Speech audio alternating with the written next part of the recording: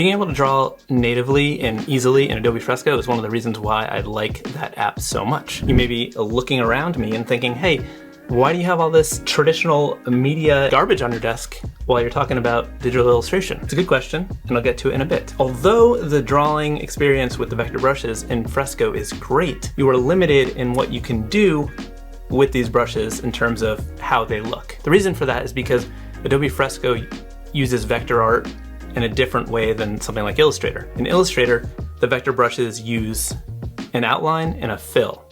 In Adobe Fresco, it's just shape-based. It's just like drawing with the blob brush in Illustrator, but with a little bit more control, I think. So because you can't import vector brushes into Adobe Fresco, you're left with just what you can do within the settings panel. So I sort of dove deep into that and tweaked and adjusted them as much as I could and came up with some presets that I think are pretty good in creating a sort of more analog looking brush, something that looks maybe like it was drawn with a Sharpie or like a sign pen or something like that. And that's how I made my gritty vector brush presets. But that's really as far as you can get with texture in the brushes because you can't import shapes or anything else. You can only control the texture based on adjusting the jitter and the settings. So if you wanted to create some vector artwork with some more natural, organic textures, there really wasn't an easy way to do it, or at least that's what I thought. It turns out there is a way to get some gritty analog textures in vector format into Adobe Fresco. It just happens to not be with the brushes. Instead,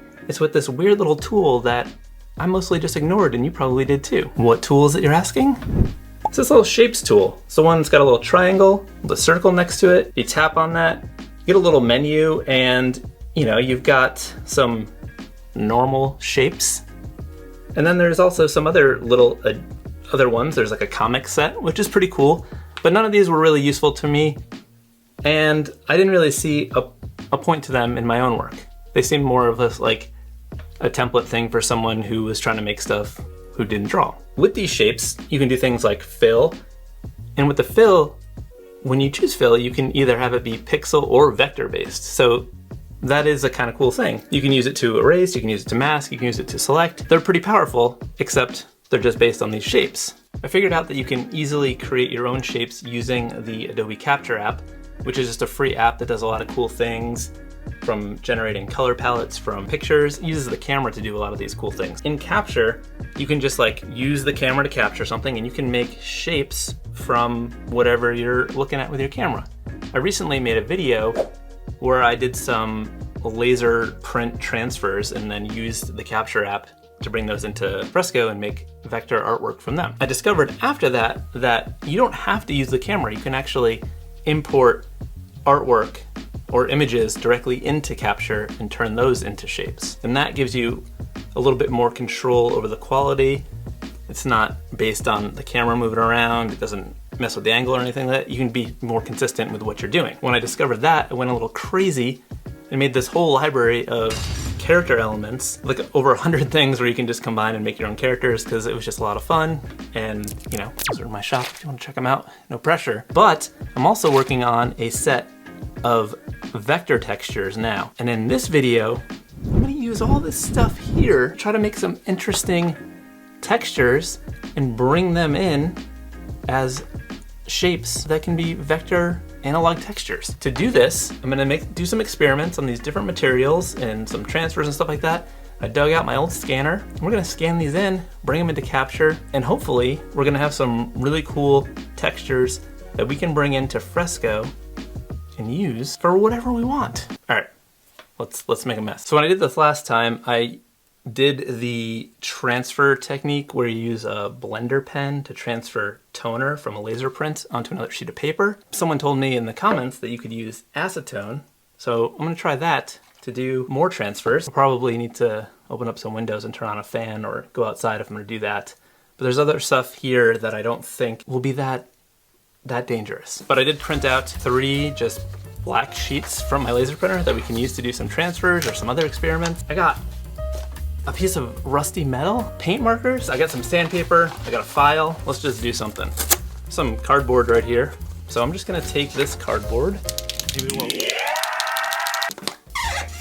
Does it say ASMR? That doesn't look that cool.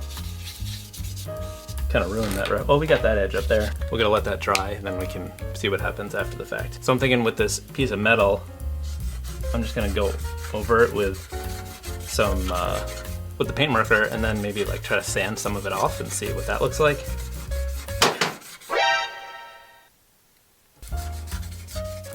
You like that, Danzig? There's like some random stuff here. This is like sandpaper that I was gonna use to sand, but I think I might scan the sandpaper too. There's this piece of packaging paper, but it's so like flimsy that I thought I could like put ink on it and then just like crumple it up and see what that does.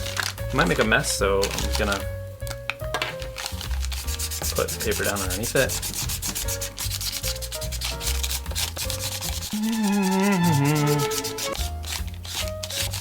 It's just this styrofoam. I thought this could maybe make a cool texture on its own, but maybe put some of this white ink on it and see what happens. It's just acrylic ink. We could do it in white and then just invert it after the fact. I'll use the dead marker. This is probably gonna take a while to dry. I don't wanna stick ink to my scanner.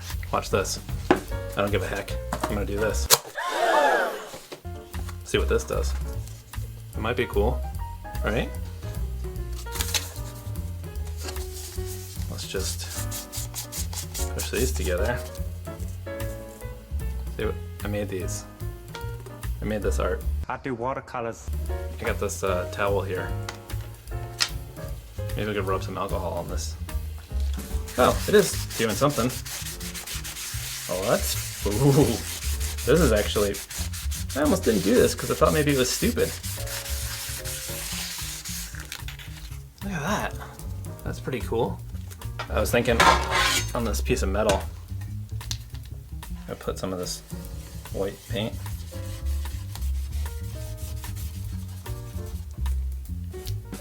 How stinky do we think this acetone is? We'll do a test. And if I die during the filming of this, know I did it for you. Alright, we're just gonna take a little bit on here. Just a little dab will do you. I'm gonna use this squeegee to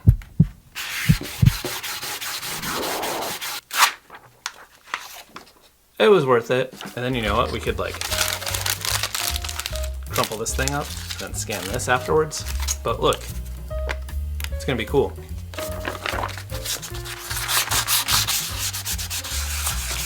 That might be cool. This is styrofoam. This is, I don't know what ASMR stands for. Let me know in the comments. I don't think this is ASMR because I think ASMR is supposed to be a good thing and this sounds terrible. Maybe we can see what happens if I try to pour alcohol on the laser copy and transfer that. It surprised us last time.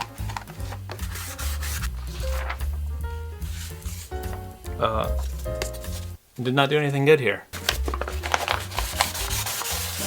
Oh yeah, that's cool. We're getting some of that cardboard texture on it. Look at that. Pretty neat. I'm gonna run outside and spray some spray paint on this. Definitely not gonna do that in my office. All right, I think we have enough stuff to scan. I'll see you in a minute for that part. So I let all that stuff sit overnight so that it wasn't tacky or still wet. Didn't want to get schmutz all over my scanner, just in case I decide to use it 10 years from now, because I think that was probably how long it was since I last used it. I just sat down and scanned everything in, scanned it all at 600 dpi in pure black and white. That way I had tons of detail that I could sort of zoom in if I wanted specific areas. I just brought them all into Photoshop and just sort of adjust the levels, tried to get it to be pure black and white, because when it's gonna be traced into a vector image, it's just gonna be that one color or just one shape. So if you had variations in tone, it would just simplify that to just that one tone because we're making a shape. I used the levels to adjust things, and then I also used the stamp filter in Photoshop, which is useful for making something pure black and white.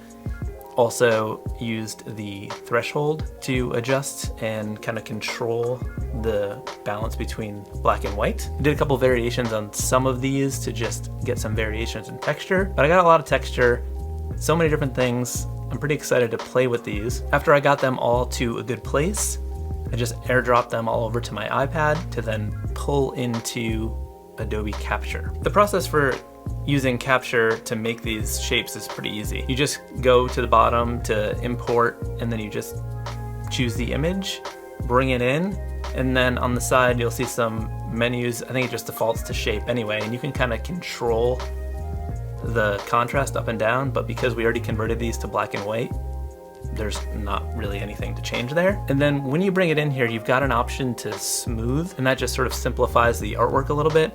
I tried to do it on some of these to just kind of minimize the amount of points within the vector artwork, but some of them it was just sort of ruining it and making it look weird. To be honest, I'm not sure how much of a difference it makes, like actually using it. It may make the file size a little bit larger to not have it smoothed, but that's the thing with texture and vector. It's a tricky combination because vector is made out of points and paths and not actual stamped images. So I did this for all the different images, saved them as shapes, and that's all you really need to do to have them show up automatically in your shapes library in Fresco. So I won't sit here and make you watch me convert all of these scans into shapes. Let's just instead head over to Fresco and mess around with these vector textures and see how they work. So we'll come down to this little triangle and circle thing. We go to analog textures. These are all the ones that I just added. So you'll see them all here as previews. When you tap on one of them, you'll see it sort of like grayed out here. You can scale it, you can rotate it, do whatever you want. And then down at the bottom, you'll see this option to fill, and then you'll have vector or pixel. So you could do vector, and now we instantly have this analog texture that is vector art, and we could scale infinitely and it's never going to get pixelated. So there's a few different ways that you can use this. I got a skull drawing here that I thought we could use. One of the ways you can do it is to just do a fill of that texture and then make a selection of something else that's vector artwork and then copy it from that. That's sort of the cleanest from a file standpoint way, but you could also do it as a clipping mask in that same way. For example, if we wanted a subtle texture over this good lettering, we could just go to that layer.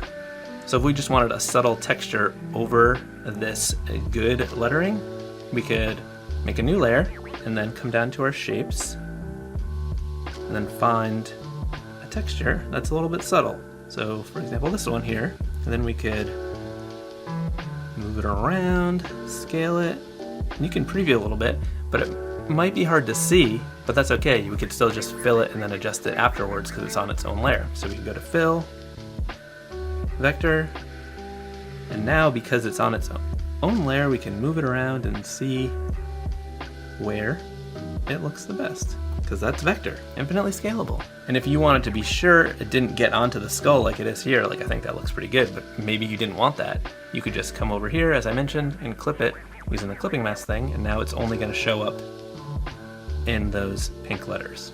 Okay, so let's say you don't want to do a clipping mask because you need to use this vector art for something else and you want to be able to have your colors on their own separate layers, and you don't want the complexity of something being masked by another layer because you're actually going to be making something with this vector artwork, aside from just printing it out as is.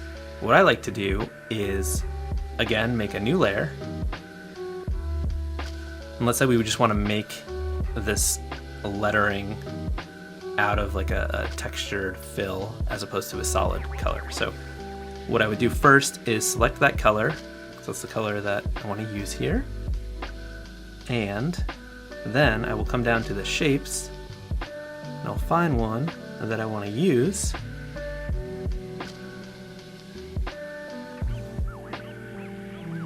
Pretty solid, textury. We'll do that, and then we'll go to fill, vector, and now we've got this fill, which is not in the lettering, but that's okay.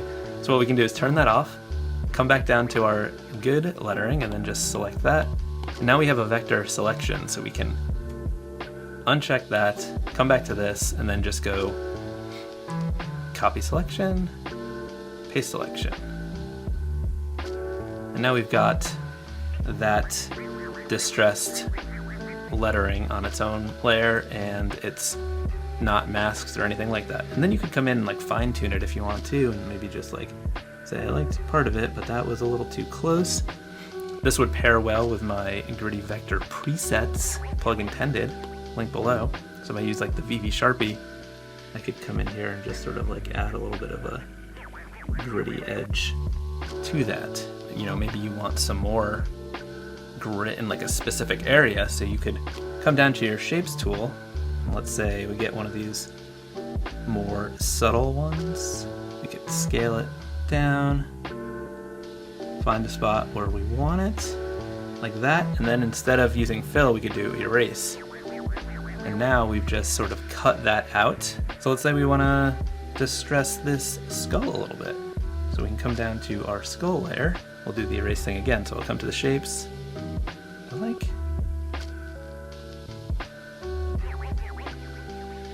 Maybe I want to like distress this back area a little bit. And we can go to erase, and then would you look at that? Maybe we want to do a little bit more of it somewhere else.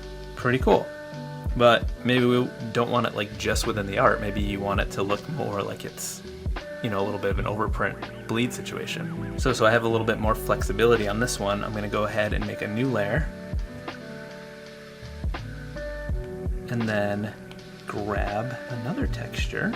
Let's see, maybe we'll use this. It's a little bit hard to see on the black, but because we're doing this on its own layer and we're going to combine it, it doesn't really matter because we can just fill and then we'll be able to see it better. So now we can go to the transform tool, and now we can move this around and find a good spot for it in some of those black areas like that. So we hit done, and then we can merge it down, and now that's still just white shapes on that layer right there. Another thing you can do as well is, like, if you like how this is looking and you're like, oh, I just want to kind of change this color quickly, we could just make a new layer on top of that skull. And let's say we want it to be yellow. We could just come in here and we could just make a fill of yellow like this, as long as it covers what we want to fill, and then we can bring it down above our skull layer and then just clip it. Now we've got that kind of cool yellow color for the skull. So we got this area down at the bottom. I think what we'll do is just grab this red color. Maybe we could do something kind of wild on top, like really, really distressed. Maybe, I don't know. It's all about experimenting. Actually, I think I'm gonna take this little one first and just come down to this layer and erase that out because I could tell that was gonna look good. Now I'll come back to this layer on top, and kind of like these dots, they're probably a bit much, but I don't know. What if we fill them in yellow? Maybe. So I did it only partially because I wanted the dots to be small. So what I'm gonna do now is flip this over and then just like move it to a spot that looks okay, like that. Fill. And then what I can do, just adjust it so that it covers the majority of that blob.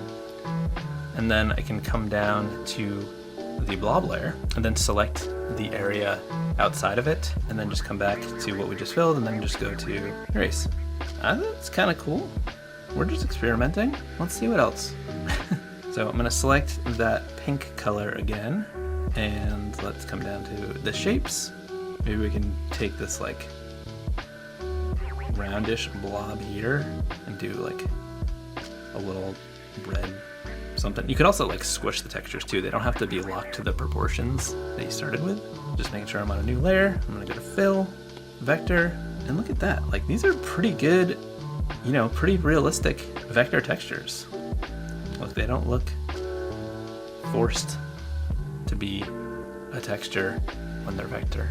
You know what I'm talking about? Maybe we could try to add some more white in here by having like a flood of color underneath the good type, and then maybe have a pink texture on top of that. Let's give it a whirl. We're experimenting here. So I'm gonna turn this one back on. Let's come down to our shapes. Let's try this one. It's a pretty dense fill. So we can go ahead and fill that in. and then come back down to our good lettering, and then let's just select that, turn it off, and then we could actually just come down here and go to invert selection and then go to erase. We could also take some of this and just, you know, move it over here. This right here has some like overspray. I think I want to do like a lighter coverage of the pink on top of all of this. So let's do a new layer. Maybe we could, no, that's the one we used before. Maybe we could use this weird carpet thing.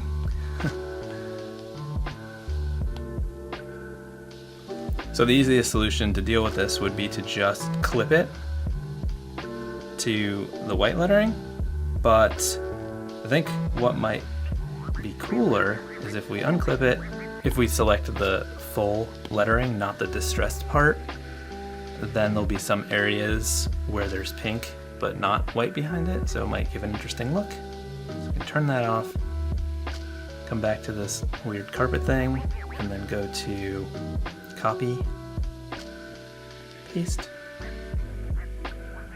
Now we can turn the white back on. Now we've got a little bit of like an interesting effect happening. We could like shift it over a little bit. I wonder what it would look like if there was less contrast. So like if the white was yellow. A quick way to find out would be to just come in and fill this in and then clip it to that lettering, and then we can turn back on that. It looks kind of cool. I don't know. We're just playing around. We got carpet fuzzies in there. Who knows? Could distress this talk lettering a little bit in this bubble. It's looking a little too clean. So let's make a new layer here.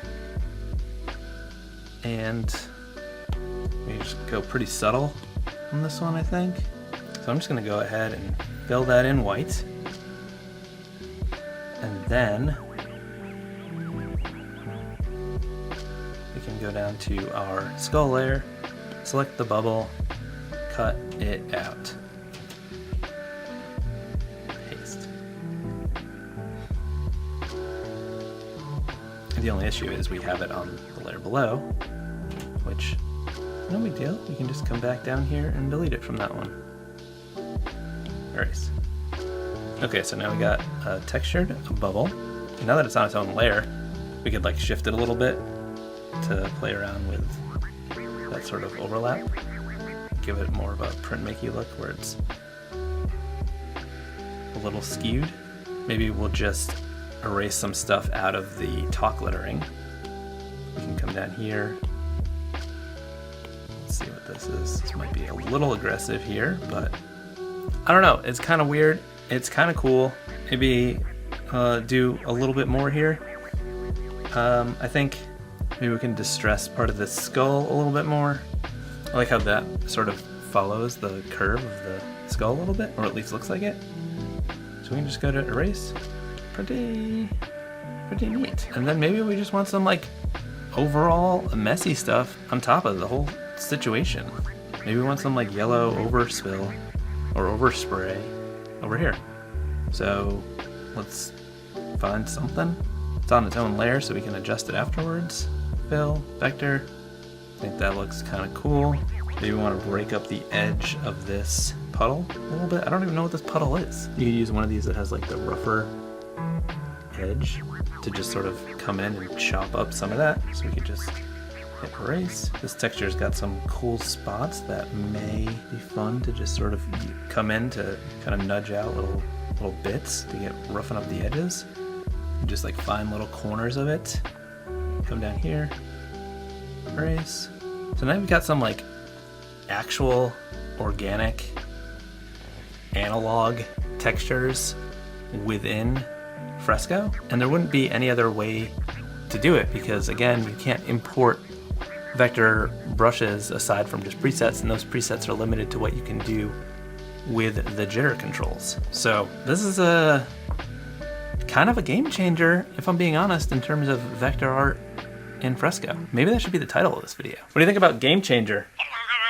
Yeah, I know it's the title of everyone's YouTube video, but this actually, it kind of is a game changer. It's not hyperbole on this one. Maybe you were watching this and thinking, hey, those textures are pretty cool and I want to use them in my own artwork. Well, guess what? This library is now available in my shop. When you purchase it, you will get a link to that library that you can copy right into your own Adobe library, and it'll show right up in Fresco for you. In my testing, it even works with the free version of Fresco. How about that? You can make your own textures as well. I showed you how to do it. But if you want my textures, there's a link below. I'll put a promo code in the description as well. Did you watch this whole thing and like not really understand what vector art was, but you were like, hey, I'm gonna watch it anyway. And now you're like, tell me more about vector artwork. I didn't realize you could have artwork that's completely infinitely scalable. If you're that person, this video right here is gonna explain it all to you and show you all about the different things you could do with vector art in Fresco, aside from this new stuff. So these videos would pair perfectly together. I think you should check that one out. All right, good talk.